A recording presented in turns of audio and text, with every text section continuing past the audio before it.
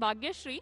I want to ask you a question about the organ transplantation, because generally in medical field, we encourage the blood donation for the patients who are suffering in a very critical condition.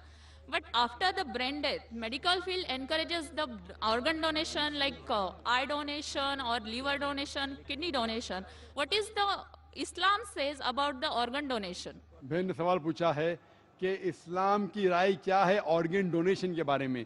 जिस तरीके से blood transfusion करते हैं, organ donation कर सकते हैं, इंसान जिंदा है या इंसान मरने के बाद हम किडनी या आँख क्या कुछ दे सकते हैं क्या नहीं। ऑर्गन डोनेशन के मुतालिक इस्लाम में कहा गया है कि डायरेक्ट कोई वर्स कुरान में नहीं है, आयत नहीं है, कोई हदीस में जिसमें लिखा है कि ऑर्गन डोनेशन कर सकते हैं नहीं कर सकते। लेकिन जब हम तहकीक करते हैं कुरान की आयतों की और हदीस की, और बहुत से मीटिंग और कॉन्फ्रेंस हो चुके हैं, इसके अंदर 3 शर्त अगर पूरे होते हैं तो ऑर्गन डोनेशन जायज़ है। पहली शर्त, अगर दो शख्स अगर जिंदा है और कोई ऑर्गन डोनेट करता है, उसको मेजर लॉस नहीं होना चाहिए। मिसाल के तौर पे अगर मैं दिल डोनेट करूंगा तो मर जाऊंगा, तो मैं जीते जी दिल को डोनेट नहीं कर सकता हूं।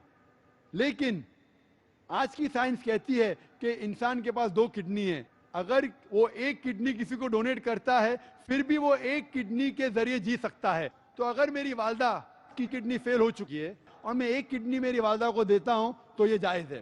दूसरा पॉइंट, जो शख्स ऑर्गन को रिसीव करता है उसको मेजर बेनिफिट होना चाहिए उसके लाइफ में। और थर्ड, कोई भी ऑर्गन डोनेट करता है तो पैसा उसे नहीं मिलना चाहिए, not for any economical gains. अगर ये तीनों शराइत पूरे होते हैं कि जो शख्स ऑर्गन दे रहा है उसको मेजर लॉस नहीं होना चाहिए। अगर वो मर जाता है उसके बाद कोई ऑर्गन डोनेट करना चाहता है तो ये जायज़ है।